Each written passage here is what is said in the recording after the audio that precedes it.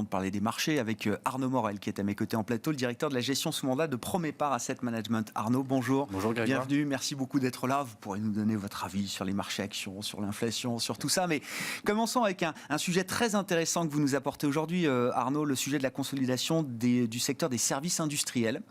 On a beaucoup parlé ces derniers jours, évidemment, du deal entre Bouygues et Equans, le rachat d'Equans pour 7 milliards d'euros. Mais visiblement, il y a d'autres opérations qui sont menées en ce moment dans le secteur, d'autres peut-être encore à venir. Comment vous analysez ces opérations, ces exemples du moment? Est-ce qu'il faut parler de vagues de consolidation là, dans le secteur des services à l'industrie? C'est vrai qu'on constate depuis, on va dire, quelques mois un intérêt particulier aujourd'hui pour les acteurs des services industriels et notamment, on va dire, pour les majors du BTP. Pourquoi ? Déjà aussi, ils essaient de se diversifier leur activité qui est cyclique. Ils avaient essayé de le faire il y a quelques années à travers l'achat, on va dire, des concessions aéroportuaires et d'autoroutes. Sur la partie télécom pour Bouygues, ils se sont rendus compte, on va dire, qu'à travers le Covid, que ces activités n'étaient pas aujourd'hui moins cycliques que d'autres, ou en tout cas un épiphénomène à travers le Covid. De fait, ils commencent à s'intéresser à cette activité des services industriels. Pourquoi aussi ? Vous avez les plans de relance, on va dire la partie macro, les plans de relance qui ont été mis en place en Europe avec, on va dire, le Green Deal et aux États-Unis avec ce plan qui est enfin sorti de M. Biden de 1000 milliards de dollars, donc notamment sur tout ce qui est transition, on va dire, énergétique, digitale et la partie donc infrastructure. Donc ils sont présents à l'intérieur et surtout ces activités de services industriels. Donc à l'intérieur, qu'est-ce que c'est ? C'est de la gestion, on va dire, de l'énergie, gestion des infrastructures, l'exploitation des infrastructures mécaniquement, bien sûr, et de la maintenance. Donc, il y a de la résilience à l'intérieur. Donc, vous avez de la croissance à travers ces plans de relance. Donc, c'est 4-5% de croissance dans les 5 prochaines années. Quand on regarde l'activité construction des groupes de BTP, on s'attend plus dans les 5 prochaines années entre 1 et 2% de croissance. Ah, ouais. Donc, déjà expliquant cela. Sur la partie marge aussi, vous avez quand même des activités qui sont bien margées et vont continuer à l'être à travers cette vague de consolidation des acteurs du secteur, mécaniquement fait remonter les niveaux de marge. Vous avez aussi, comme je l'ai dit, une activité qui est moins cyclique, avec des contrats à long terme, l'arrivée, on va dire, de flux à forte visibilité, et surtout, une partie aussi, et non des moindres, c'est l'intensité, on va dire, capitalistique, qui est moins importante. Pourquoi ? Parce que les acteurs comme Equans, comme SPIC, qu'est-ce qu'ils font ? Ils font beaucoup d'externalisation à travers leurs activités. Et ceci aussi, SPIC, on en parlera un petit peu après. Equans, aujourd'hui, ils externalisent 10%, SPIC, c'est 25%.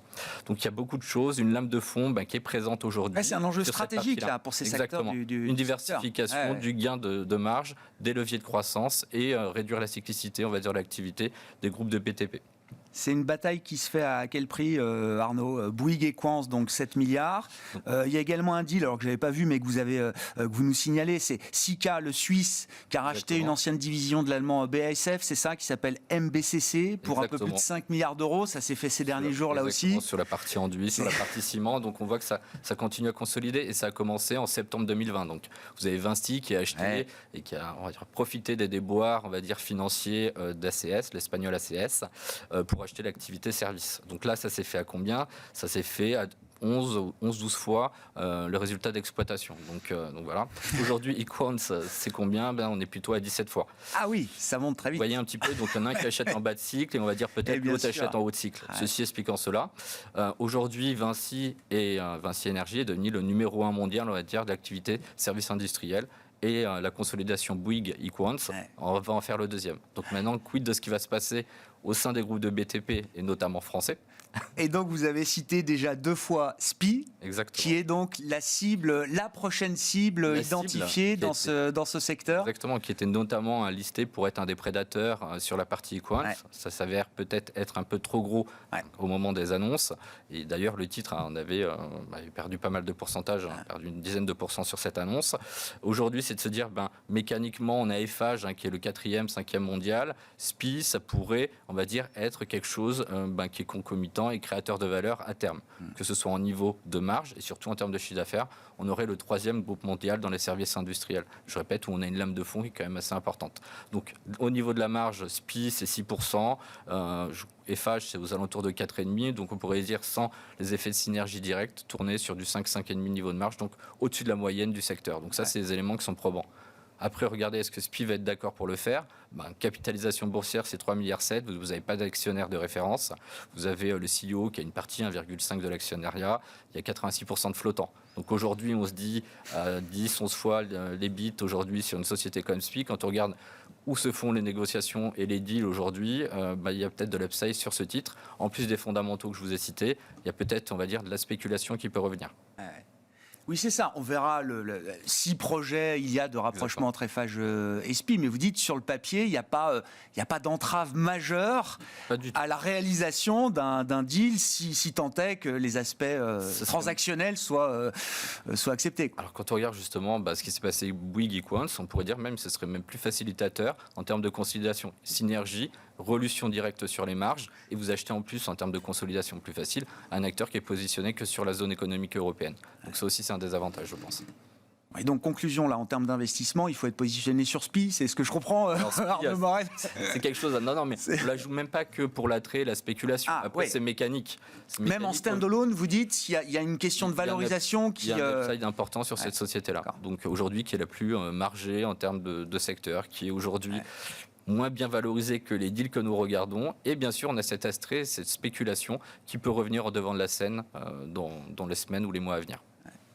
Bon, sur les marchés dans leur ensemble, quels sont les commentaires que vous pouvez faire à ce stade, Arnaud? Encore une fois, si on prend le CAC 40 comme référence, là, 7100 points et plus désormais. Alors, il y a un mois, on était à 6007. Je me souviens bien des discussions qu'on avait avec les invités à l'époque, il y a un mois, à 6700 points. Personne m'a dit on va droit aux 7000 et au-delà. On a eu des publications du troisième trimestre qui ont été, on va dire, excellentes. Donc aujourd'hui, comme ce qui a été dit tout à l'heure, on a des niveaux de marge qui sont sur un pic au plus élevé, on va dire, historique. Donc ça nous emmène avec des marges bénéficiaires aux États-Unis aux alentours de 11, aux alentours de 8 aux zones économiques européennes. Et c'est de se dire aujourd'hui, est-ce que ces niveaux de marge peuvent continuer et perdurer et ne pas être impactés par l'inflation? On regarde un petit peu sur certains secteurs, on voit qu'il y a quand même une possibilité de continuité sur des niveaux de marge. Quand on regarde un petit peu, Saint-Gobain, c'est un élément intéressant, ils ont passé 3 hausses de prix depuis le début de l'année. Et pas d'impact sur les marges, bien au contraire. Donc on peut regarder un petit peu des secteurs, de se dire le secteur de l'énergie, le secteur des banques, le secteur industriel, des basic resources, semble aujourd'hui, en tout cas à court terme, être capable d'absorber les niveaux de marge. A contrario, vous avez des secteurs pour lesquels ce sera un peu plus délicat, notamment sur la partie consommation. C'est intéressant parce que cette question de pricing power, c'est de ça dont on parle, Arnaud. On a l'impression que la situation s'est renversée, même d'une certaine manière. Vous citez des secteurs, banques, industrie, dont pendant 10 ans, on a pensé que justement, ils n'avaient plus de pricing power, qu'on était dans des secteurs très déflationnistes de ce point de vue-là. Tout à fait. Alors, on regarde, on a eu la réglementation qui a pesé beaucoup sur les secteurs financiers, les secteurs bancaires. Après, on joue un petit peu la repentification aussi des courbes de taux, ce serait logique. Il y a toujours les histoires de cycle, on va dire, entre les valeurs de qualité, les valeurs cycliques aussi, toujours, de se dire le spread entre les valeurs cycliques et value est toujours au plus bas sur les 10 dernières années, malgré l'avènement, on va dire, du vaccin, et ça fait poser des questions aussi. C'est important, Arnaud, c'était il y a un an, enfin un peu plus d'un an maintenant, l'annonce des vaccins, le 9 novembre 2020, l'efficacité même des vaccins, surtout qui avait été le catalyseur d'un rallye value qui a duré quelques mois quand même. Exactement. Et qui avait laissé entendre que c'était peut-être le début d'un nouveau cycle de marché. Un an après, vous dites... C'est même pas un partout balle au centre. On est à 4-5% de différence dans la zone économique européenne. Il y a un point intéressant pour toutes ces thématiques-là, c'est le dividende. Quand on est, on va dire, aujourd'hui, on va dire omnibilé, on n'a pas trop le choix par l'inflation aujourd'hui. On a une inflation à plus de 6, 3 en zone 6 aux États-Unis, 3 en zone économique européenne. Il faut s'intéresser aussi à cet aspect d'inflation. Des dividendes, on va dire, qui sont pérennes dans le temps. Et on a aussi tous ces secteurs-là qui sont mécaniquement exposés. Ça, c'est aussi, je pense, quelque chose d'intéressant à suivre et à regarder. Donc vous restez quand même avec un positionnement qui bouge dans les portefeuilles actions, mais vous restez constructif. Alors, je ne sais pas jusqu'à quel horizon on peut aller de ce point de vue-là, Arnaud, mais vous restez constructif sur le marché action. On reste constructif sur le marché action, en réallouant un petit peu sur la partie, on va dire, secteur, et de regarder les valorisations, les dividendes, qui sont intéressants aussi. Se dire aussi l'inflation, peut-être qu'aujourd'hui, on est atteint un pic et un régime d'inflation qui est important, mais il va peut-être se réduire dans les prochains mois avec les goulots d'étranglement aussi qui semblent se dissiper. On a parlé des semi-conducteurs, on attend une fin ou une remise à la normale d'ici fin 2022. On voit les prix du fret avec le Baltic Dry Index là, qui a chuté de quasi 20% sur les trois dernières semaines. Ça veut dire que là, sur les prix du transport et donc des produits, on va... Là aussi, on a peut-être vu un pic. Exactement. C'est ça. Donc, c'est de se dire peut-être que l'inflation sera moins dans un régime, on va dire, transitoire, mais les, on va dire, goulots d'étranglement, les prix, le stress aussi sur les matières premières, peut-être que ça va se réduire dans les mois prochains. On pense que ça va se réduire. Et globalement, vous imaginez, effectivement, c'est la question que vous vous posiez, est-ce que les marges bénéficiaires peuvent encore progresser dans cet environnement? Alors évidemment, il y a le cas par cas, mais au global, quand on regarde le positionnement des analystes, par exemple, sur les perspectives bénéficiaires de 2022, est-ce que c'est encore très ambitieux, très challenging? Est-ce que ça a déjà été réajusté? Sur 2022, au sein des pays développés, on est entre 5 et 15 de croissance bénéficiaire. 15 aux États-Unis, 5 en zone économique européenne, et 15 c'est plutôt sur le Nasdaq et les valeurs technologiques. Le momentum de révision sur les 3 derniers mois, il s'est fait quand même de façon importante. C'est-à-dire on a revu à la baisse d'une dizaine de pourcents, et contrario, on a revu à la hausse 2021.